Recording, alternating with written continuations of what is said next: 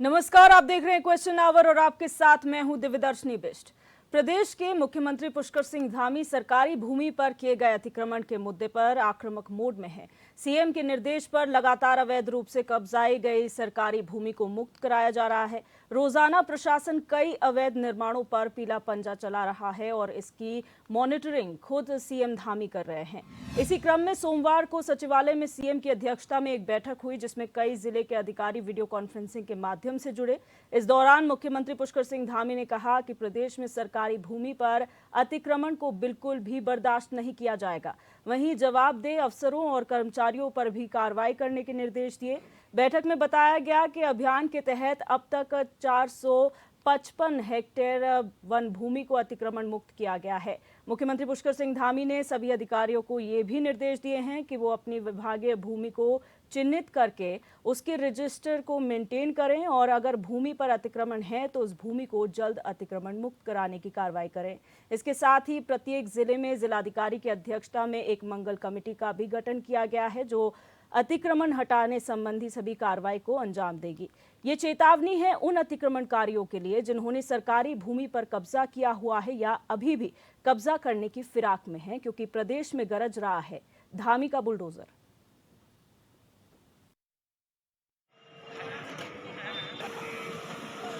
देखिए, हमने ये पहले ही कहा था कि अतिक्रमण जहाँ पर भी होगा, सरकारी भूमि पर जो भी अतिक्रमण होगा, उसको सभी से हमने कहा था कि स्वतः ही अपना जिन्होंने अतिक्रमण किया है हटा लें, अन्यथा प्रशासन उनके अतिक्रमण को हटाने का काम करेगा। और इस क्रम में अतिक्रमण हटाने की कार्रवाई लगातार जारी है और ये जब तक जारी रहेगी जब तक पूरी तरह से सरकारी भूमि से अतिक्रमण मुक्त नहीं हो जाता। देखिए, माननीय मुख्यमंत्री जी के निर्देश पर प्रदेश में हमारे 2 ड्राइव चल रहे हैं। पहला है सरकारी जमीन के ऊपर अतिक्रमण का, ठीक है, वो बहुत ही जोर शोर से ड्राइव चल रहा है। बड़ी जबरदस्त सफलता उसमें अभी तक मिली है। अभी जितना अतिक्रमण चिन्हित किया गया पूरे प्रदेश में सरकारी जमीन पे, उसका लगभग 40% ऑलरेडी अतिक्रमण से मुक्त कराया जा चुका है और बाकी को भी जीरो टॉलरेंस के साथ हम मुक्त कराएंगे। ये माननीय मुख्यमंत्री जी के निर्देश पे एकदम कठोरतम कार्रवाई की जा रही है। इसी तरह से जो सत्यापन की कार्रवाई है, बाहरी व्यक्तियों के सत्यापन की, उसको भी हम लगातार अभियान के तौर पे कर रहे हैं। किसी भी धर्म से संबंधित देवालय हैं, चाहे वो किसी भी धर्म से संबंधित है, अगर वो 20-50 साल से पुराने हैं, क्योंकि हमारे यहाँ सनातन धर्म में भी जो वानप्रस्थ आश्रम की व्यवस्था है उसमें जंगल जाके करते थे, और जो मठ मंदिर जो जंगलों में बने, अब हम डोईवाला को जाते हैं, देवी का मंदिर है फॉरेस्ट की जमीन में, रोज भंडारे होते, तोड़ सकते हैं क्या? मैं फिर कह रहा हूँ, किसी भी धर्म से संबंधित है, अतिक्रमण है तो रुकना चाहिए, लेकिन अगर वो पुराने हैं, पौराणिक है, तो उनको रेगुलराइज करना चाहिए। मैंने पहले भी बयान दिया है कि उनको रेगुलराइज करना चाहिए। आज जो माननीय मुख्यमंत्री जी के द्वारा ये निर्देश दिए गए हैं, ये बिना एक सशक्त भू कानून के संभव नहीं है। आज प्रदेश की ज़रूरत एक सशक्त भू कानून की है, जिसके द्वारा ये सभी चीज़ें जो हैं अपने आप समाप्त हो जाएंगी। जहाँ तक बात रही बाहरी लोगों के कब्जे के, बाहरी प्रदेश के लोगों के कब्जे की, तो ये बीजेपी और कांग्रेस के नेताओं के द्वारा ही प्रोत्साहित किए गए ये लोग हैं, जिन्होंने प्रदेश की ज़मीनों पर कब्जा करा, चाहे वो रिस्पना नदी के नाले खाले हों, चाहे वो बिंदाल नदी के नाले खाले हों। अगर बात करें वन पंचायत की, तो वन भूमि की ज़मीन की, तो वन पंचायतें हमारी निष्क्रिय पड़ी हुई हैं। इकलौता प्रदेश है जिसके अंदर वन पंचायतें थी और वन पंचायतें बनी थी। वन पंचायतें सक्रिय करें, और जहाँ तक वन भूमि की बात है, अगर तो बाहरी प्रदेश के लोगों को और वन माफियाओं का सरकार जो है अतिक्रमण खत्म करती है, तो इसका उपरांत स्वागत करता है। तो आपको बता दें कि पूरे जोरों शोरों से उत्तराखंड में अतिक्रमण के खिलाफ अभियान चलाया जा रहा है और खास तौर पर उस अतिक्रमण पर जो सरकारी भूमि पर किया गया है।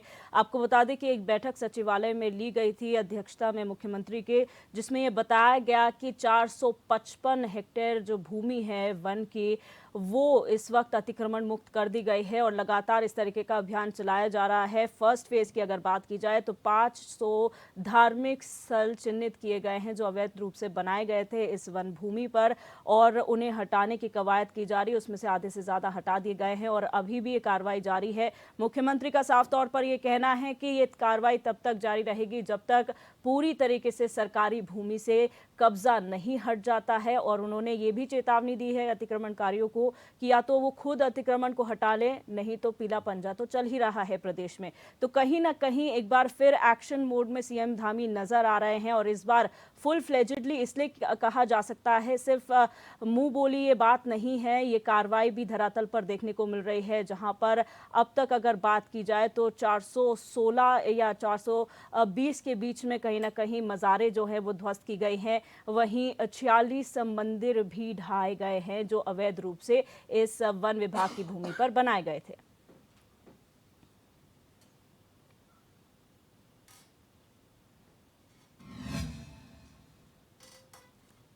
तो आज चर्चा इसी मुद्दे पर है कि धामी का बुलडोजर गरज रहा है, किस तरीके से ये कार्रवाई हो रही है। हमारे साथ हमारे मेहमान इस चर्चा में जुड़ चुके हैं, उनका इंट्रोडक्शन आपसे करा देते हैं। हमारे साथ केदार सिंह रावत, पूर्व विधायक भारतीय जनता पार्टी, जुड़ चुके हैं। हीरा सिंह बिजी, पूर्व विधायक कांग्रेस हैं, और डॉक्टर पंकज पेनुली यूकेडी प्रवक्ता हैं। जय सिंह रावत जी, वरिष्ठ पत्रकार, हमारे साथ लाइव जुड़ चुके हैं। आप सभी मेहमानों का बहुत बहुत स्वागत है इस चर्चा में। सबसे पहले केदार सिंह रावत जी आपके पास आऊंगी, क्योंकि भारतीय जनता पार्टी एक तरीके से फुल फ्लेजेड मोड में, खासतौर पर मुख्यमंत्री की अगर बात की जाए तो यहाँ पर किसी भी मोड में नजर नहीं आ रहे हैं कि वो इस बार अतिक्रमण के पक्ष में हैं और इस बार सभी सरकारी भूमि को अतिक्रमण मुक्त किया जाना है।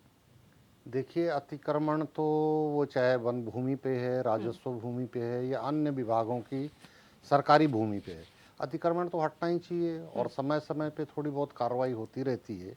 लेकिन इस समय जैसा कि आपने स्वयं कहा कि मुख्यमंत्री जी ने इसको अभियान के तौर पे लिया है, तो ये अच्छी बात है कि जो सरकारी ज़मीन है, वन भूमि है, अन्य विभागों की भूमि है, वो अवैध कब्जों से मुक्त हो, क्योंकि वो सार्वजनिक संपत्ति है, प्रदेश की संपत्ति है और उस पे कोई व्यक्ति या कोई संप्रदाय या धार्मिक भावना के आधार पे या व्यावसायिक दृष्टिकोण से अवैध कब्जा कर लेता है तो उसको तो हटना ही चाहिए। और इस समय अगर ये अभियान के तौर पे चल रहा है तो इसका एक संदेश भी जो है वो आने वाले समय में अन्य अवैध अतिक्रमणकारियों को मिलेगा कि भाई हम अगर अवैध तौर से जो है कहीं पे निर्माण करेंगे अपने व्यक्तिगत हितों के लिए, व्यवसाय के लिए या धार्मिक भावनाओं के दोहन के लिए, तो एक न एक दिन जो है चाहे 2, 4 साल 5 साल बाद जो है एक न एक दिन उस निर्माण को टूटना है। तो ये मैसेज भी जो है अच्छा जा रहा है।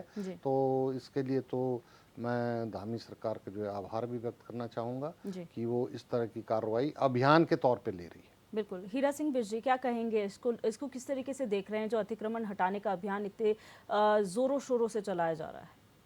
हाँ, राज्य सरकार का प्रचार प्रसार तो बहुत अधिक है।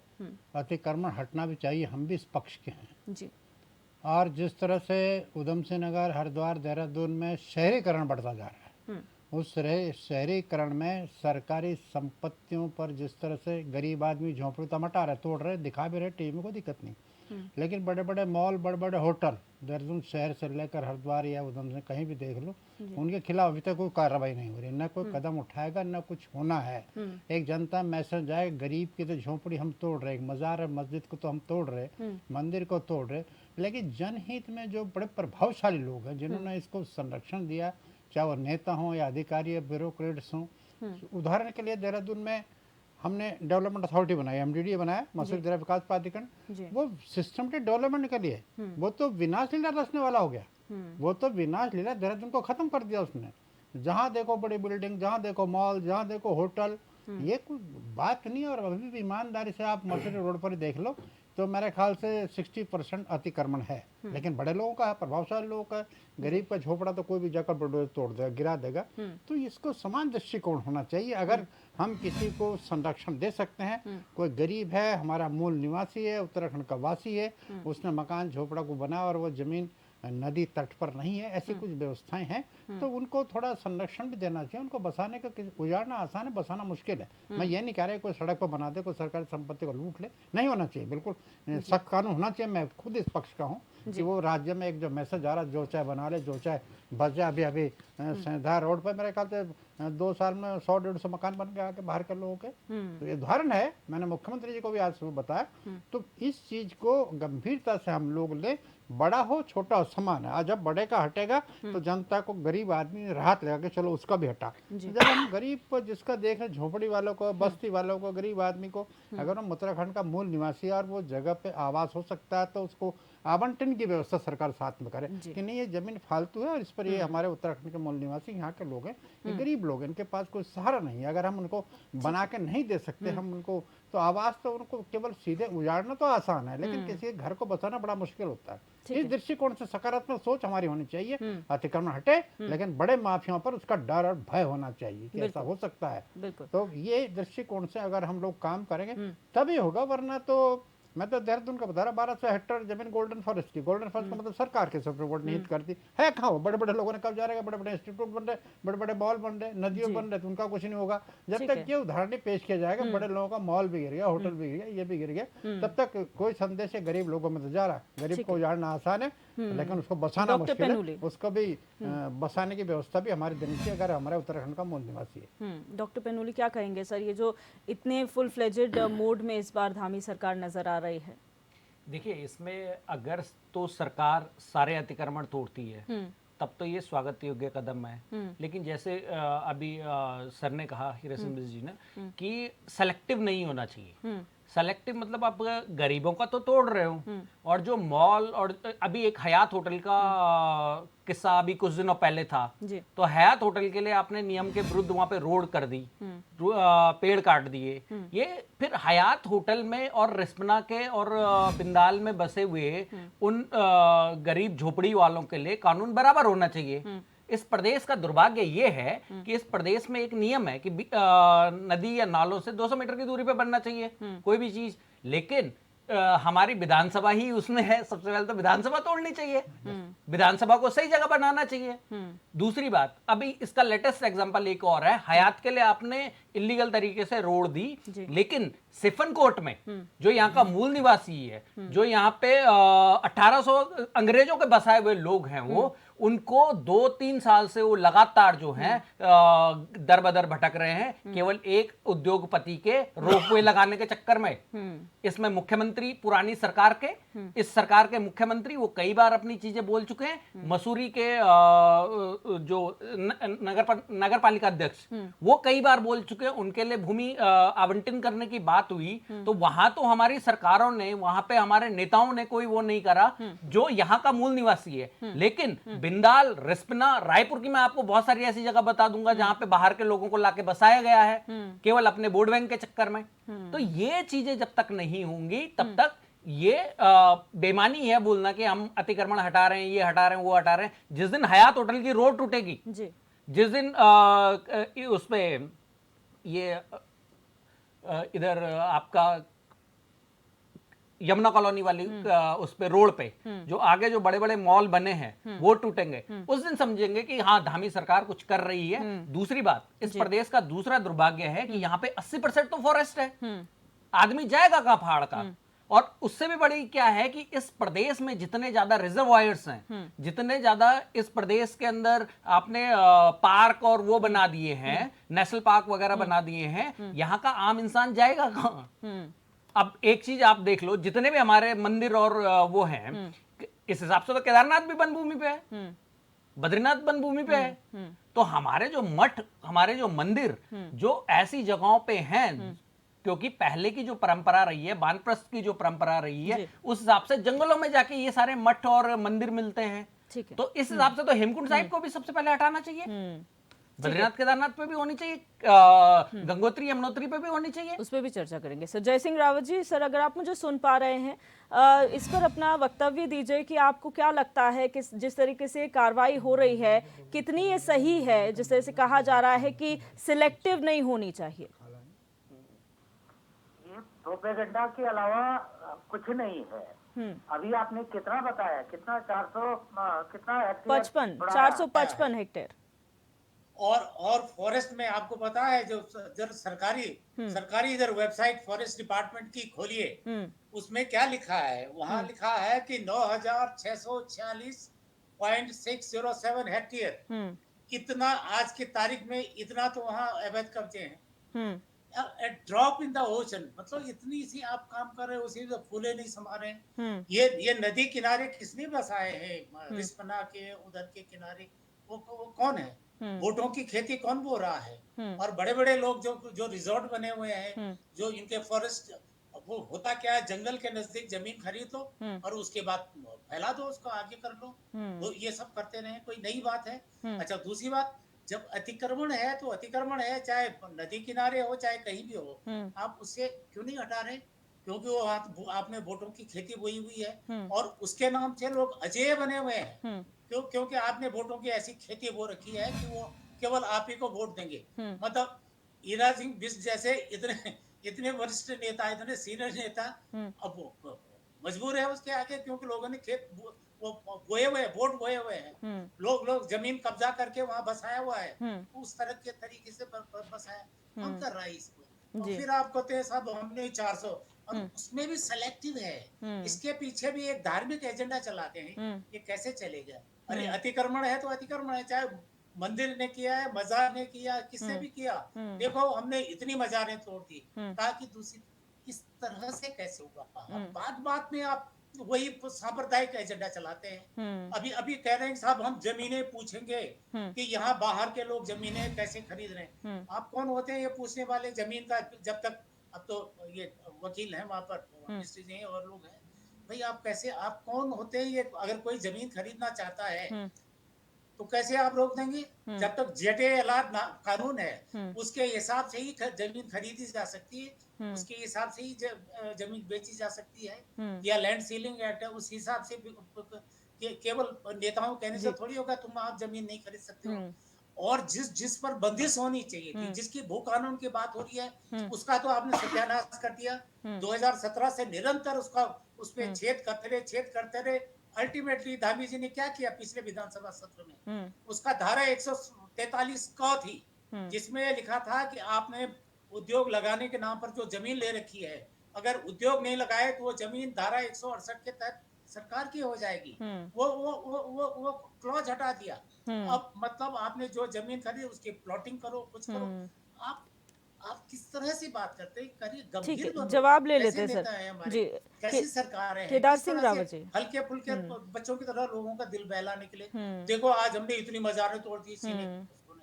ये क्या कर रहे हैं? केदार सिंह 400 रावत मील जी, है, ये 400 हेक्टेयर क्या सभी है? मेहमान कह रहे हैं, बिल्कुल ये सभी मेहमान कह रहे हैं कि कहीं ना कहीं सेलेक्टिव अप्रोच यहाँ पर रखी जा रही है। जिस तरीके से बड़े जो उद्योगपति हैं, बड़ी कॉमर्शियल एरियाज हैं जो ऐसी लैंड्स पे बसाए गए हैं, सरकारी भूमि पर हैं, उन पर कार्रवाई ना करते हुए अरे मैंने यहाँ पर बताया ना, फॉरेस्ट की 10,000 हेक्टेयर है, उसमें से सर आपने 400 कर दी। ये तो उसी में करना है। यार है हिम्मत तो हटा दो 10,000 जी। हेक्टेयर। केदार जी सिंह केवल रावत मैं जी। जी जंगलात की जमीन का देखिए, बता यहाँ रहा पर हूँ। इस अब ये डिबेट पता में नहीं क्या रिकॉर्ड, हम बहुत अच्छी कुछ बात है, समय हमारे पहले तो बहुत ही 22,000 हेक्टेयर था, वरिष्ठ तब जो भी हम कैसे दिखा नेता रहे हैं हैं? प्रदेश के, बिल्कुल। पूर्व मंत्री भी रहे हैं और बड़े भाई हैं हमारे आदरणीय हीरा सिंह बिष्ट जी, जी। और डॉक्टर साहब भी यहाँ पे हैं, और बहुत ही वरिष्ठ पत्रकार साथी हमारे जय सिंह रावत जी भी हैं।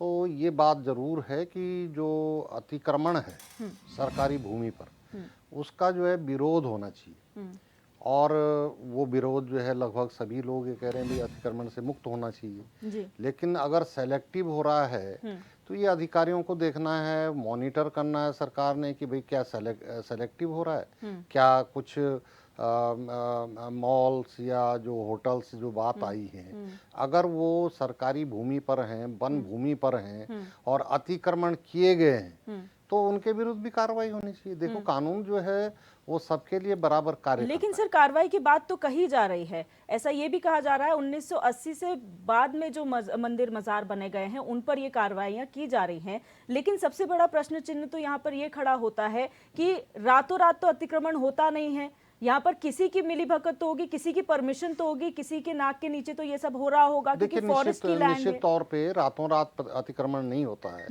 अब अभी कई बातें आ रही हैं, कई साथी बोले नहीं वो मजार तो जो है 50 साल पुरानी है, कोई कह रहे 200 साल पुरानी है, मंदिर के लिए कह रहे हैं साहब इतने साल पुराने हैं। तो भाई हैं तो, लेकिन वो विधिवत तो उनकी कोई वो सैंक्टिटी तो नहीं है, वो कोई परमिशन तो नहीं है, कोई सरकारी जमीन पर जो है अनुमति लेकर के तो नहीं बनाए गए। अब अतिक्रमण है, अवैध अतिक्रमण है तो अवैध है तो अवैध है। तो ऐसा भी हम लोगों ने देखने में आ रहा है कि अभी जो नोटिसेस जारी किए हैं वन विभाग ने, अन्य विभागों ने, जो चल रहा है कि भाई किसी भी विभाग की जमीन पर, चाहे वो सिंचाई विभाग है, चाहे राजस्व विभाग है, चाहे अन्य विभाग हैं और चाहे वन विभाग है, किसी भी विभाग की जमीन पर वो है अगर अतिक्रमण, तो जो है नोटिसेस पहले सर्व करें। तो अभी मैं देख रहा था जी कि हल्द्वानी में कई मजारें जो है अपने आप तोड़ दी। और जैसे हमारे वरिष्ठ पत्रकार साथी जय सिंह रावत जी कह रहे हैं कि साहब ये तो धार्मिक एजेंडा है, तो ऐसा भी नहीं है, क्योंकि अभी आपने ही कहा कि इसमें मस्जिदें हों, मज़ारें हों और चाहे मंदिर हैं, आपने कहा 46 मंदिर टूट चुके हैं। तो ऐसा नहीं है कि अगर मंदिर भी अवैध अतिक्रमण करके बनाए गए। देखिए ये धार्मिक वो है, हमारे देश में धार्मिक स्वतंत्रता है और धार्मिक समानता है कि भाई अपने अपनी आस्था के हिसाब से सब वो करें, लेकिन किसी की धार्मिक भावना को कुछ लोग जो है उसको कैश करके मजार बना दें, मस्जिद बना दें, एक दुकान खोल दें या मंदिर बना दें, तो वो जो है अलाउ नहीं किया जा सकता। तो इसमें सरकार की ओर से ऐसा कोई वो नहीं है, सेलेक्टिव वाली बात नहीं है। अगर कुछ मामले ऐसे हैं तो उठाए जाने चाहिए हमारे विपक्ष के मित्रों के द्वारा भी, और हम लोग भी माननीय मुख्यमंत्री को जो सुझाव देंगे कि सभी के खिलाफ कार्रवाई हो। ठीक है पेनुली जी। दिव्या जी, मेरा केवल एक ही क्वेश्चन है सर से कि आप ये बता दें कि विधानसभा पे आपका क्या टेक है? विधानसभा खाले से नदी, रिस्पना नदी से 200 मीटर की दूरी पे नहीं है। ये अभी एक तरीके से वो अवैध में आता है। तो इसमें आपका क्या टेक है? ये तोड़ेंगे या नहीं तोड़ेंगे? नहीं आता है, अवैध में नहीं आता। मैं आपकी बात को नियम तो सबके लिए ना, अगर आपने नियम बनाया है कि 200 मीटर तक नहीं होगा। लेकिन मेरी बात सुन लीजिए आप, वो जो है कोई कानून नहीं है, ये 2016 या 17 में हाई कोर्ट का डिसीजन है कि किसी भी नदी के तट से 200 मीटर दूरी पे जो है कंस्ट्रक्शन किया जाएगा, 200 मीटर की दूरी के अंदर नहीं किया जाएगा। ये हाई कोर्ट का डिसीजन है। और ऐसे में ये हुआ कि अब जो पहले से इमारतें बनी है, तो विधानसभा तो जो है हमें पता है कि वो तो पहले सीडीओ ऑफिस था, जिला विकास कार्यालय था, और कब का बना हुआ है वो 2016-17 की बात तो नहीं बना। आप घुमा रहे हैं। नहीं घुमा नहीं रहा हूँ, मैं सही बात बता रहा हूँ, मैं ओपनली जो है वो बोल रहा हूँ। इस पे भी जवाब लेंगे सर। और हमने ये उस समय कहा था कि भाई पहाड़ में जो है आप देखिए जो भी शहर बसा है, वो उत्तरकाशी है, बड़कोट है, श्रीनगर है, कोई भी है, वो कोई अलकनंदा के किनारे है, कोई गंगा के किनारे है, कोई यमुना के किनारे है। तो ऐसे में तो जो पहाड़ के शहर हैं उसमें जो है आप एक मकान तक नहीं बना सकते, लोग कहाँ रहेंगे? लेकिन तोड़े गए हैं वो मकान और वहां पे परमिशन नहीं मिल रही है। ब्रेक के बाद भी लगातार इस चर्चा में हम बने रहेंगे। हम चर्चा कर रहे हैं धामी का बुलडोजर जिस तरीके से इस प्रदेश में चलाया जा रहा है अवैध अतिक्रमण के खिलाफ, कितने तरीके से सेलेक्टिव इसे माना जा सकता है, या फिर जो धामी सरकार कह रही है कि किसी भी कीमत पर अतिक्रमण बर्दाश्त नहीं किया जाएगा, उसी पॉइंट पे कायम रहते हुए पूरी तरीके से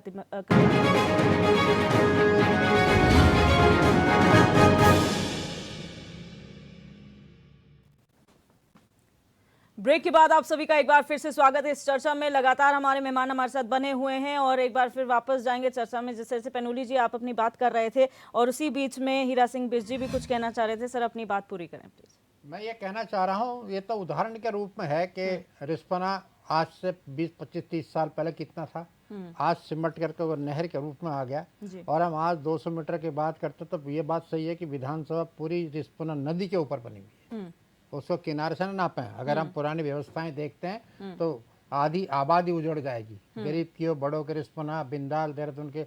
मैं एक बात कर रहा हूँ, मैं एक उदाहरण देना चाह रहा हूँ। आप क्या करेंगे, थाना हमारा खुद सरकारी संपत्ति बना रायपुर का, उसके पीछे जंगल है, जंगल में मकान बनाए पेड़ काट काट के। ये दिख नहीं रहा सरकार है क्या? ये सरकार इतनी आंखें बंद करके बैठी है। तो क्या है, नदियों किनारे किनारे जो बड़े लोगों का है उनको तो छेड़ेंगे नहीं, गरीब को उजाड़ देंगे। हम कह रहे हैं कि ये मैसेज जाना चाहिए, बड़ा हो छोटा हो, कानून सबके लिए बराबर। हम तो सवाल अतिक्रमण यहाँ का खुद पर खिलाफ है। विधानसभा की बिल्डिंग पे अगर उठ रहा है तो फिर जो नई विधानसभा बिल्डिंग अभी बनने जा रही है, इस विधानसभा का क्या होगा? क्या इसी के तर्ज पर अतिक्रमण के तहत उसे हटा दिया जाएगा, इसीलिए नई विधानसभा बनाई जा रही है? नहीं, किस नई तरीके से इसे देखा जाए?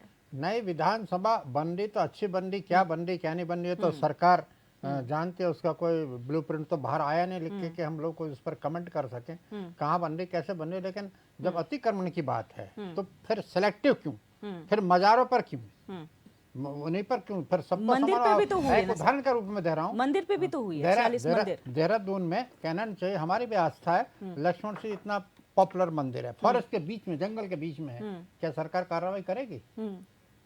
मैं कोई उदाहरण, सारे हमारे धार्मिक स्थान ज्यादातर उत्तराखंड में तो वन भूमि पर जंगलों के बीच में आस्था के प्रतीक और वर्षों शताब्दियों से चले आ रहे हो। तो इसलिए सरकार को एक नीति स्पष्ट करनी चाहिए कि किस तरह से कहां पर कार्रवाई करें। गरीब को चला दिया, चलो भाई नदी के किनारे सरकार का सर ये कहना है 1980 के बाद जो धार्मिक स्थल बने उन्हें हटाया जाएगा और जो उससे पहले बने हैं उन पर विचार किया जाएगा और ये देखा जाएगा कि उन्हें कैसे हटाया जाए और क्या किया जाए। ना 1980 का आधार क्या है, हमें ये तो बता 1980 का आधार क्या है। मैं रिस्पना बिंदाल का उदाहरण दे रहा हूँ, जमुना गंगा का उदाहरण दे रहा हूँ, और निकालिए ना पहले कहाँ थी नदी। इसमें तो हजारों मकान आ जाएंगे, होटल आ जाएंगे, करें उस पर कार्रवाई। लेकिन सरकार का मानक ये 1980 तय करना है, क्या मानक है, क्यों वाई 1980, 1970 क्यों नहीं, 75 क्यों नहीं जी? तो ये सरकार को बताना चाहिए। केवल मन मर्जी से कि देख लिया कि ये तो बच जाएगा, 70 में ये आ जाएगा, ये आ जाएगा, इस तरह अगर पिक एंड चूज करेंगे तो व्यवस्था ठीक नहीं है। एक जाना चाहिए, अतिक्रमण रुकना चाहिए। मैं खुद इस पक्ष का हूँ कि जैसे उत्तराखंड देवभूमि है, इसकी शालीनता गरिमा इसी बात में कि यहाँ अतिक्रमण का बोझ न पड़े, सड़कों पर जो चारों तरफ घेराबंदी हो रही, ये हो रही, वो रही, और इम्पार्शल निष्पक्ष तरीके से होना चाहिए। किसी का भी हो नोटिस दो, उसको बाकायदा हटाने का आदेश दो, नहीं हटाता तब सरकार डोजर बुलडोजर चले। लेकिन फिर अंतर्गत तो यही निकलेगा, बढ़ेगा कुछ नहीं हो। जिसका अभी पैनूर जी ने उदाहरण दिया मसूरी का, गरीब बेचारे जो आजादी के पहले से बसे थे, हटा दिए। हमारे टाइम पे बात आई थी, मैंने मना किया, मैंने कहा नहीं, ये जो रोड पे हम बना रहे हैं इन गरीबों को उजाड़ के नहीं बनाए। हमारे टाइम पे प्रस्ताव आया था, हमने कहा नहीं भगवंतपुर से बनाओ। मैंने सर भी भगवंतपुर से कराया था, नीचे खाली जमीन से उस समय, लेकिन अब तोड़ दिया उनको, बसाने के चिल्लाते रहे, वो करते रहे। तो ऐसा भी तय होना चाहिए कि हम अपने लोगों को, अपने उत्तराखंड के लोगों को भूखे मरने को सड़कों पर डालते हैं और हम लोग हेलीकॉप्टर में दिन भर घूमते ना रह करते। गरीब की भी सुनो, किसान की, मजदूर की भी सुनो, बेरोजगार की भी सुनो, दलित शोषित की भी सुनो, सबकी सुन करके निर्णय लेना चाहिए। जैसे ये मैसेज है गरीबों को रौंदते जा रहे, माइनॉरिटी को रौंदते जा रहे, ये मैसेज उत्तराखंड देवभूमि से कम नहीं जाना चाहिए जिस तरह सरकार काम कर रही है। अच्छा जय सिंह रावत जी, ये कहा जा रहा है कि ये जो कार्रवाई हुई है उसमें कॉर्बेट नेशनल पार्क जो है पूरी तरीके से अतिक्रमण मुक्त कर दिया गया है और इसी तरीके से कार्रवाई आगे भी जारी रहेगी। अब तक जितनी मज़ारें तोड़ी गई हैं उसमें कोई मालिकाना हक सामने नहीं आया है और आधों में तो अवशेष कोई नहीं पाए गए हैं। तो कहीं ना कहीं इससे पता चलता है कि अवैध रूप से मनमाने ढंग से बसाई गई थी।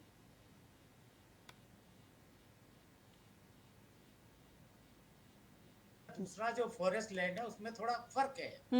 दूसरी आप समझे नहीं, जो कॉर्बेट पार्क है वो नेशनल पार्क होने की वजह से उसके वहाँ मानवीय गतिविधियां नहीं चल सकती हैं, पूजा भी नहीं हो सकती, नहीं हो सकता है। और जो बाकी फॉरेस्ट लैंड है तो वहाँ आना जाना रहता है।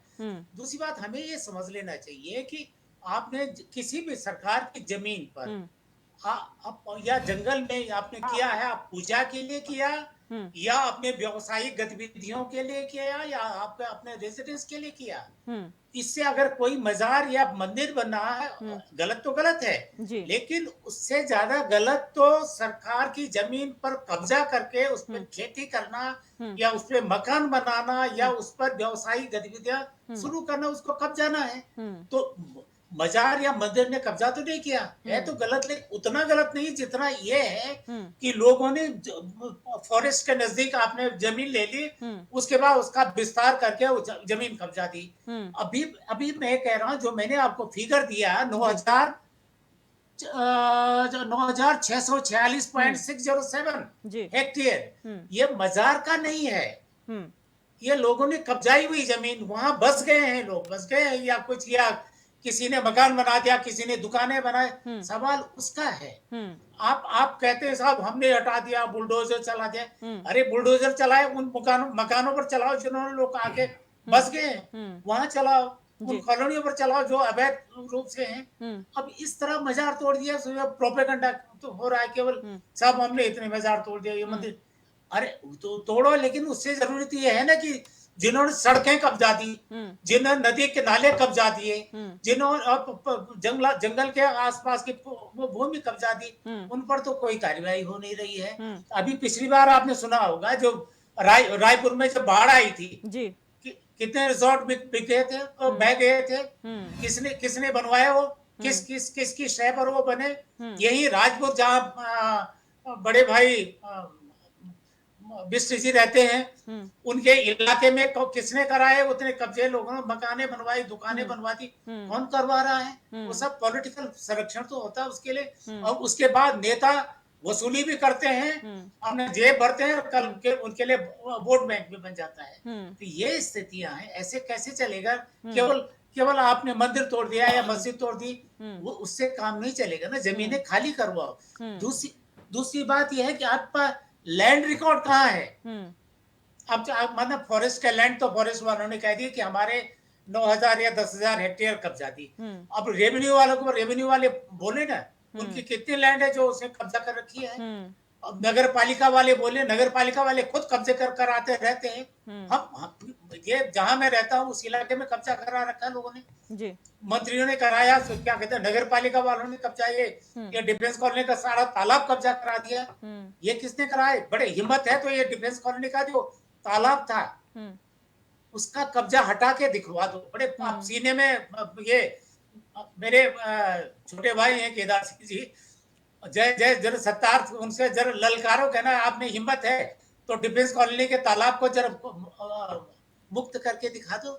आपने करोड़ों रुपए उसमें खर्च कर रखा है, दीवारें बनवाई उसको पार्क बनाने के लिए, गौरा देवी के पार्क के नाम से पार्क बनाने के लिए। क्या लोगों ने कब्जा कर दिया उस पर? केदार सिंह रावत जी, कब्जे हटाने, इस तरह के कब्जे हटाओ अगर आप में दम है, वरना प्रोपेगेंडा करने से तो आपको पब्लिसिटी चीप मिलेगी, लेकिन इससे प्रदेश का या आपको स्थायी आपका जो है यस नहीं हो सकता है। अच्छा केदार सिंह रावत जी, ये जो सवाल उठ रहा है, सवाल यहाँ पर इसलिए महत्वपूर्ण हो जाता है क्योंकि मुख्यमंत्री जी बैठक में कहते हैं अधिकारियों के कि आप जो है अगर अतिक्रमण होने देंगे आपके खिलाफ कार्रवाई होगी, चाहे वो कर्मचारी या अधिकारी है। लेकिन मंत्रियों का क्या, नेताओं का क्या, जो पैसे देके वहां पर या फिर पैसे लेकर अपने फायदे के लिए या दूसरों का फायदा, कोई भी पॉलिटिकल फायदा हो सकता है, पर्सनल फायदा हो सकता है, उसको कैसे रोकेंगे? नहीं, देखिए, नेता हो, व्यवसायी हो, कोई धार्मिक नेता हो, तो ये बात नहीं है। जिम्मेदारी तो जो है सरकारी अधिकारी की और कर्मचारी की,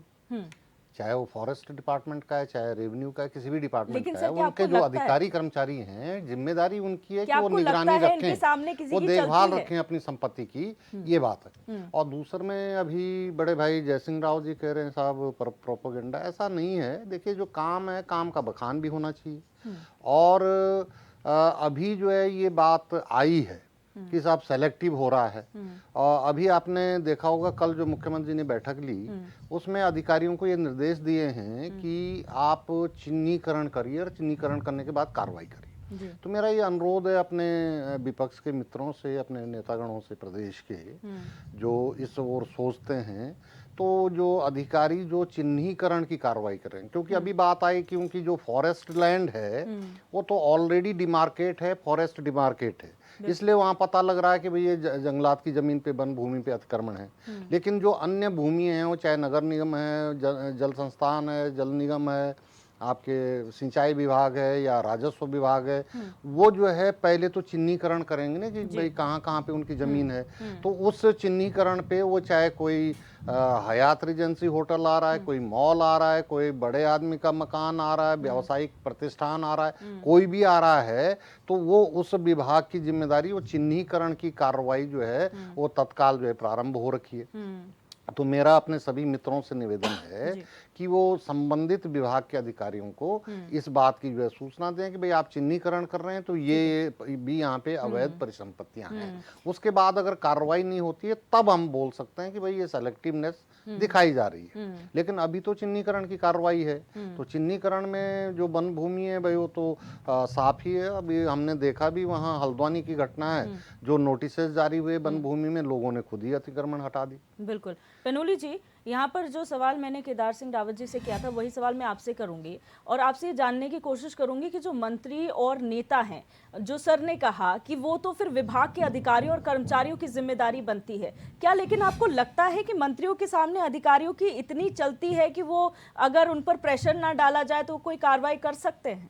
देखिए दिव्या जी, ऐसा है, आप अधिकारी और कर्मचारियों की बात कर रहे हैं। यहाँ के मुख्यमंत्री की हिम्मत नहीं है कुछ करने की जब तक दिल्ली से ऑर्डर ना आए।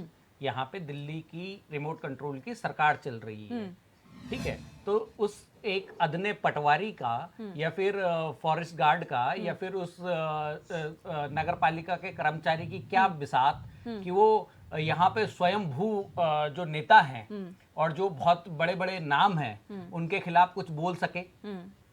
दूसरी बात, जहाँ तक बात आई वन भूमि के अतिक्रमण को हटाने की, फॉरेस्ट लैंड की बात आई, वन गुजरों को सरकार ने कितनी बार जमीन अलॉट कर दी है और उन पे कौन काबिज है आज, और वन गुजर फिर वनों में जा रहे हैं। क्या सरकार ने इसकी जांच करवाई? क्योंकि वन गुजरों को पहले भी जमीन अलॉट कर चुके हैं सरकार।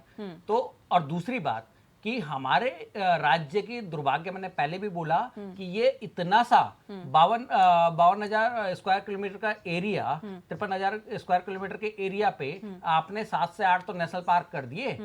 अब पहाड़ का जो व्यक्ति है, जो जंगलों के किनारे है, वो अपनी आजीविका के लिए कहाँ जाएगा? एक इकलौता राज्य है, अंग्रेजों ने यहाँ पे बनाई थी वन पंचायतें, ठीक है। आज हमारे प्रदेश में उन वन पंचायतों का क्या लेकिन मुख्यमंत्री जी ने स्टेप तो लिया ना पेनुली जी, इतने समय से जो अतिक्रमण हो रहा था किसी ने तो चोट करने की कोशिश की। तो फिर हयात पे होता सबसे पहला। सर ने बताया, बिस जी ने बताया कि मधुबन पे होता, या फिर जो हमारी बीबीआईपी रोड है जहाँ पे मुख्यमंत्री आवास है, नेता प्रतिपक्ष का आवास है, उसके बीच में एक सेंटीरियो मॉल बन जाता है।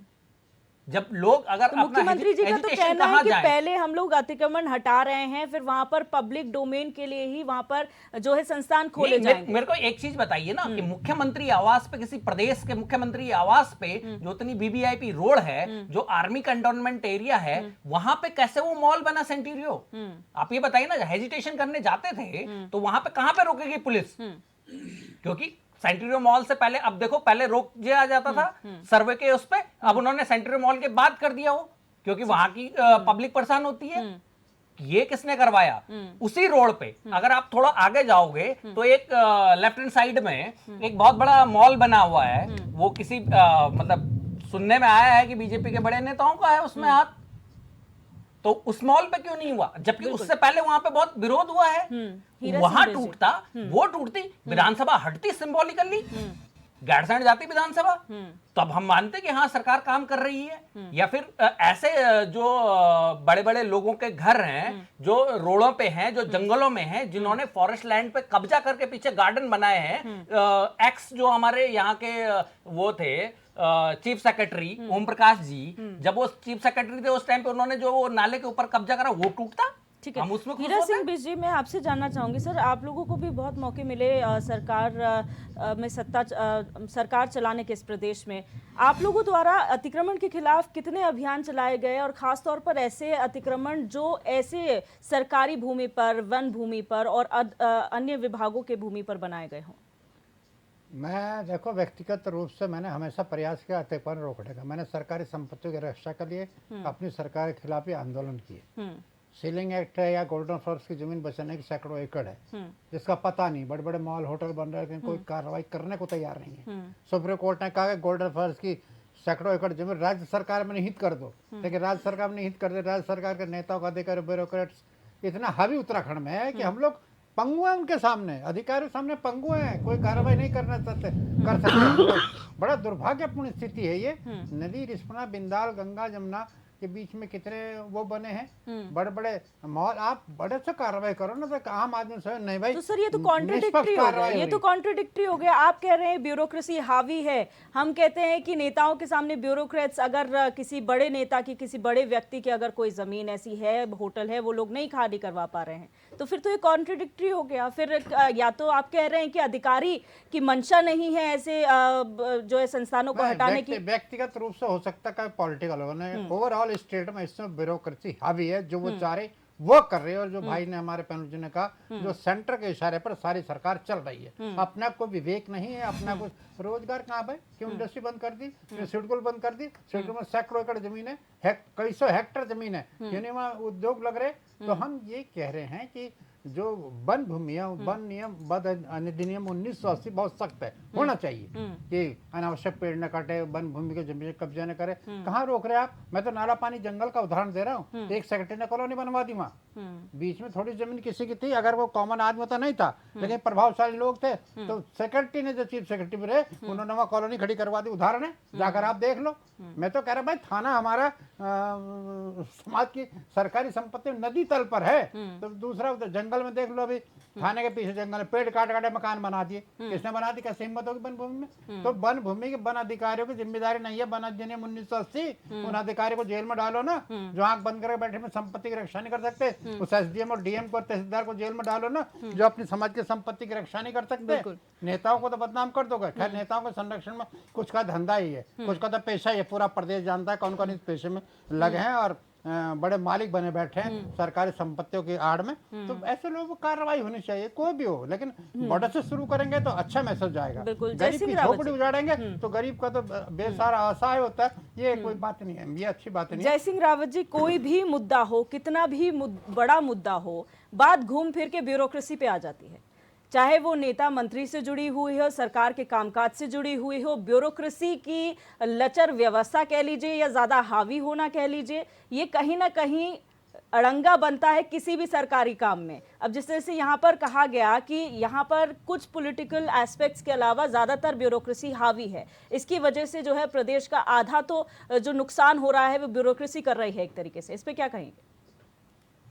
ब्यूरोक्रेसी क्यों हावी होती है?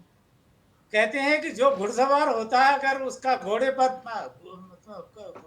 कमांड नहीं है, कंट्रोल नहीं है, तो बेकाबू हो जाता है। तो ये है, जब हमारा पॉलिटिकल नेतृत्व तो इतना लचर होगा तो होगा ही। तिवारी जी के जमाने में क्यों नहीं हुआ भाई? वो तो इतने विद्वान थे, कोई उनको बेवकूफ बना नहीं सकता था। बड़ा सा बड़ा आईएएस उनसे सीखने की कोशिश करता था। चलिए, खैर ये दूसरी बात है। हमारे पैनल में इसमें दो सीनियर एडवोकेट है, भाई केदार सिंह जी भी हैं, बड़े भाई हीरा सिंह भी हैं। ये लैंड लॉ जानते हैं। अब ये इन्हें मालूम है वर्ग 4 क्या है, वर्ग 3 की जमीन क्या है। ये लैंड ग्रैबिंग तो है, ये सरकारी जमीन तो थे। अब धीरे धीरे धीरे जमीन कब्जा होती रही, उसको आप रेगुलराइज करते रहे, अभी भी करते जा रहे हैं। ये क्या है? आप जब 67 में सनवाल कमेटी में नहीं थी, उन्होंने कहा कि तराई में कितनी जमीन है, लोगों ने कब्जा कर दी। 70,000 हेक्टेयर जमीन सनवाल कमेटी की रिपोर्ट में है। तो उसके बाद लगातार होती जा रही है, लगातार होती जा रही है। उसको आप रेगुलर करते रहे हैं, फिर उसमें कई और कानून आते हैं, भाई इसमें वो छूट दे दो, वो सारा होता रहा है। पॉलिटिकल रीजन से होता है ना सभी। आप कब्जा कर दो, उसमें बाद में कंपाउंडिंग करा दो या कुछ करा दो, वो आपका फ्री होल्ड हो जाएगा। एक सिस्टम फ्री होल्ड करने का भी तो है। ये हमारे एडवोकेट्स हैं, इनसे पूछे नहीं फ्री होल्ड क्यों होती है, कौन सी जमीन होती है फ्री होल्ड? जब कब्जाई गई हो तो होती है। तो हमारा कुछ, मैं कह रहा हूँ आप गंभीर बनो ना। देखो धामी जी, मैं कह रहा हूँ गलत नहीं कर रहे, ठीक कर रहे हैं, लेकिन प्लीज बी सीरियस। जब तक आपके पास रिकॉर्ड नहीं है, अभी तो बात आई ना कि भाई जंगलात की जमीन है, क्या कहते हैं आपका सिंचाई विभाग की जमीन, देहरादून में लोगों ने बड़ी सिंचाई विभाग की जमीनें कब्जाई हुई हैं। उसके बाद दूसरे विभागों की जमीनें वो कब्जाई हुई हैं। अभी कुछ रेलवे का तो भारत सरकार का है, उस पर इतना बड़ा विवाद हो गया था उधर कुमाऊं में। तो आपके पास जब तक आपका लैंड रिकॉर्ड नहीं होगा, पहले आप मुख्यमंत्री जी, पहले आप लैंड रिकॉर्ड इकट्ठा करवाओ, सभी विभागों से इकट्ठा एकत्र करा के उसका कंपाइलेशन करो, तब देखिए कि किस किस ने कहाँ का कब्जा आपको सरकारी काम के लिए भी जमीन चाहिए, आपको बिल्डिंग बनानी होती है, आपको सड़कें बनानी होती है, डेवलपमेंट जो एक्टिविटीज के लिए आपको जमीन की जरूरत होगी। ऐसे लोग कब्जा कर देंगे तो फिर कहाँ से आपके पास जमीन मिलेगी? बिल्कुल। कल सड़कों का एक्सपेंशन करना, विस्तार होगा, ये डिकंजेशन हो रहा है, ट्रैफिक की परेशानी हो रही, लगभग हर उत्तराखंड का हर छोटे बड़े कस्बे में ये ट्रैफिक की समस्या है। इसलिए है कि सड़कें तंग हो गई हैं, गाड़ियां ज्यादा हो गई हैं, उनको आप कैसे फैलाएंगे जब तक आपके पास जमीन नहीं होगी? तो आपके पास लैंड रिकॉर्ड करिएगा, आपकी लैंड यूज पॉलिसी आपकी होनी चाहिए, आपका लैंड का सर्वे आप करिए कि कितना, क्यों लैंड यूज पैटर्न होता है बिल्कुल। कि कितने, अभी हमारे को प्राइवेट लैंड, अभी यूकेटी के मित्र कह रहे थे ठीक है बहुत कम है, ये 13% प्राइवेट लैंड है, बाकी गवर्नमेंट लैंड है। ये उत्तराखंड में पहाड़ी राज्य में यहाँ उल्टा हो रहा है। पंजाब में कितना है? पंजाब में लगभग 70-80% प्राइवेट लैंड है, फॉरेस्ट लैंड कितनी है? 6.7% है। तो यहाँ पर आपका लैंड यूज पॉलिसी जब आपकी नहीं होगी तब तक आप लैंड यूज मैनेजमेंट कैसे करेंगे, लैंड यूज पॉलिसी कैसे करेंगे जब तक आपका लैंड का रिकॉर्ड नहीं है? ठीक है, केदार सिंह रावत जी, लैंड जमीन का रिकॉर्ड ही नहीं है। जय सिंह रावत जी ने यहाँ पर कहा हवा में बात करने में लैंड यूज रिकॉर्ड होना बहुत जरूरी है। जो जय सिंह रावत जी ने कहा कि आपका फॉरेस्ट लैंड अगर बहुत ज़्यादा है तो उससे आपको किस तरीके से डेवलपमेंट के काम करने, क्योंकि कई कंट्रीज़ का अगर हम एग्जांपल ले ले तो वहाँ पर क्योंकि फॉरेस्ट एरिया बहुत है, एनवायरमेंटल फ्रेंडली वो लोग हैं, इसलिए उसी को ध्यान में रखते हुए अपने डेवलपमेंट्स करते हैं, पहाड़ को नहीं छेड़ते हैं, अंडरग्राउंड रोड्स निकाल देते हैं, इस तरीके के भी काम किए जाते हैं। तो किस तरीके से किया जाएगा अब आगे? देखिए, मैं इस बात से सहमत नहीं हूँ कि लैंड के रिकॉर्ड्स नहीं, लैंड के बाकायदा रिकॉर्ड हैं, रेवेन्यू के भी रिकॉर्ड्स हैं, अन्य विभागों के भी जो है अपने अपने रिकॉर्ड्स हैं, फॉरेस्ट के भी रिकॉर्ड हैं। तो रिकॉर्ड तो हैं, लेकिन अभी जो मैंने कहा भी था कि माननीय मुख्यमंत्री ने जो अभी कल बैठक दी है उसमें जो फॉरेस्ट की लैंड है वो तो हम सबको पता है, उनको भी पता है कि भाई फॉरेस्ट लैंड तो पहले ही जो है डिमार्केट है, तो ये पता है कि भाई वहाँ पे अतिक्रमण है तो उसको हटाओ, अवैध है तो। लेकिन जो अन्य जो जमीनें हैं उसमें लैंड रिकॉर्ड के ही आधार पे तो चिन्हीकरण की बात कही गई है ना। तो चिन्हीकरण में जो है कोई भी हो, हमारा कहना ये है कि जैसे आप सब लोगों ने कहा है कि चिन्हीकरण में कोई भी हो, बड़ा हो, छोटा हो, गरीब हो, अमीर हो, अगर अतिक्रमण है तो उसको हटना चाहिए। लेकिन अतिक्रमण हटना चाहिए तो उसमें अभी जैसे आदरणीय भाई साहब ने कहा, हीरा सिंह बिस्सी ने, कि भाई अवैध बस्तियां बसा दी गई, और अवैध बस्तियां अगर वो उत्तराखंड के लोग हैं अवैध बस्तियों में, गरीब लोग हैं, तो उनके लिए सरकार को जो है रिहेबिलिटेशन की योजना बनानी चाहिए कि भाई अवैध अतिक्रमण तो हटाएं, लेकिन सरकार जो है उनको रिहेबिलिटेट करके कहीं एक माकूल जगह पे बसाए। लेकिन अगर वो लोग बाहर से आकर के बसें, अन्य प्रदेशों से आकर के अतिक्रमण करके जो है बसें, तो उनके लिए तो कोई छूट नहीं होनी चाहिए, नहीं तो अलग प्रदेश बनाने का क्या वो है।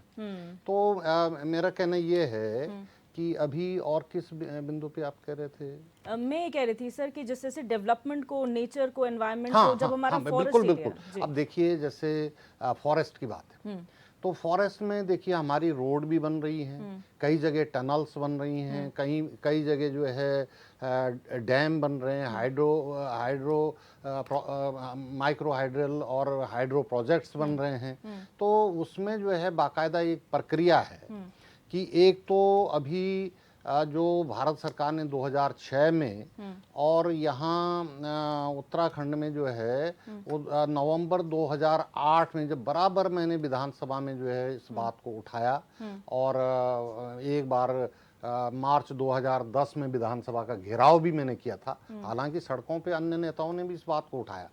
एक वन अधिकार अधिनियम जो है वो लेकर के आए थे, हालांकि नाम उसका बड़ा है कि SC ST एंड नहीं SC ST और and other traditional forest dwellers rights act 2006, वो 2008 में यहाँ वो हुआ।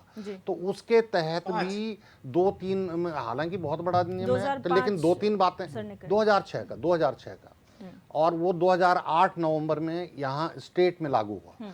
तो वो उसमें भी डेवलपमेंट की 2-3 बातें मैं कहना चाह रहा हूँ। एक तो डेवलपमेंट के लिए उसमें प्रोविजन है कि 3 लेवल की कमिटी है जल्दी जो है मामले के निस्तारण के लिए। एक ग्राम लेवल की कमिटी है ग्राम प्रधान की अध्यक्षता की, एक परगना लेवल की कमिटी है वो परगना अधिकारी के अध्यक्षता की है, लेकिन उसमें 5 मेंबर जो हैं वो क्षेत्र पंचायत के मेंबर जो है उस मेंबर, और एक जिला लेवल की कमेटी है जिलाधिकारी की अध्यक्षता की, उसमें 5 मेंबर जो हैं वो जिला पंचायत के सदस्य जो है वो सदस्य रहते हैं, और उसका मेंबर सेक्रेटरी जो है समाज कल्याण अधिकारी है, क्योंकि ये समाज कल्याण की ओर से ये आया था ये बिल जो है उसमें, तो इसलिए समाज कल्याण अधिकारी। तो उसमें ये है कि खैर कब्जों की जहां तक बात है, जो वन गुजर की भी आप बात कर रहे थे, उसी अधिनियम में हुआ है कि जो फॉरेस्ट राइट ड्वेलर्स एक्ट है उसमें अगर आप 75 साल या 3 पीढ़ियों से आप जो है वन भूमि पे काबिज हैं तो आपको राइट मिलेगा उसमें भूमिधरी का, ये है उसमें। और डेवलपमेंट के लिए भी ये है कि 75 पेड़ या 1 हेक्टेयर जमीन, उसका जो है आपके वहीं जो है वो कमेटी गांव की कमेटी जो है प्रपोजल बनाएगी और जिले की कमेटी डीएम की अध्यक्षता में वहीं यस करेगी। तो उसमें मैंने भी बल्कि अपने टाइम पे अभी 2017 में 1-2 रोडें उसमें करवाई जो छोटी रोडें थी जिसमें कम फॉरेस्ट सर समय की और दूसरे में जो डेवलपमेंट का है उसमें फॉरेस्ट के लिए फॉरेस्ट जो कंजर्वेशन एक्ट है 1980 का, उसमें बाकायदा प्रोविजन है कि हमारी अगर रोड लंबी जा रही है, हाइड्रो हमारे माइक्रो हाइडल की या हाइड्रो प्रोजेक्ट्स बन रहे हैं, बड़े डेवलपमेंटल वर्क हैं, तो उसमें भी जो है बाकायदा एक प्रोसीजर है कि वहाँ से फाइल चलेगी, और अगर वो स्टेट तक कुछ है उसमें सीमा कि इतना अगर हेक्टेयर है तो स्टेट लेवल की कमेटी जो यहाँ पे नोडल अधिकारी बैठते हैं वो करेंगे, और उससे ज़्यादा अगर सीमा है तो भारत सरकार को जाके, तो डेवलपमेंटल वर्क के लिए वो आड़े नहीं आ रहा है। ठीक है, बस समय की बहुत कमी है, इसलिए मैं बहुत शॉर्ट में आप लोगों से फाइनल कमेंट चाहूंगी। हीरा सिंह बिष्ट जी प्लीज शॉर्ट में फाइनल कमेंट दीजिए प्लीज सर। मैं शॉर्ट में कहता हूँ पहले पंचायतें थी, नगर पालिकाएं थे, जिला पंचायतें थी, ऐसे जनप्रतिनिधि बैठकर तय कर। आज सब जगह अथॉरिटी घुस गई है, ये देहरादून डेवलपमेंट अथॉरिटी बन गई है, दून घाटी विशेष पास बन गया। आज हमारे आम अमरूद के बगीचे देहरादून में कम से कम 100 बगीचे थे, आज एक नहीं मिलेगा। जब से ब्यूरोक्रेट हावी हुए, कमेटियां बनी, लूट मार कर देने, सारे पेड़ सुखा दिए और वो सीलिंग से बाहर निकल गई। सैकड़ों हेक्टेयर जमीन सरकार की होती, कोई ध्यान दे रहा? आप इस बात बड़ा गंभीर प्रश्न में कर रहा हूँ। देहरादून बगीचों का शहर होता था, तो सारे सुखा दिए, सीलिंग से बाहर आकर सब जगह कॉलोनियां खड़ी हो गई। बड़ा गंभीर प्रश्न हमारे सामने है। इसलिए रेवेन्यू रिकॉर्ड में जहाँ पर ये ब्यूरोक्रेट्स घुस गए, अधिकारी घुस गए, पहले पंचायत में बैठ के बातें होती थी, जिला पंचायत होती थी, सुधार होता था, नहीं ये ठीक नहीं है, अच्छा है, रास्ता छोड़ो, ये करो, तो वो व्यवस्था से खत्म कर दी। जनप्रतिनिधियों की भागीदारी ब्यूरोक्रेट्स के अधीन कर दी गई है। मैं यही तो कह रहा हूँ कि हमारे दून घाटी विशेष प्राधिकरण बन गया, गंगा यमुना के बीच में बना दिया। क्या सुधार किया उन्होंने? क्या सिर्फ जमीनें लुटाने के लिए, बगीचे कटवाने के लिए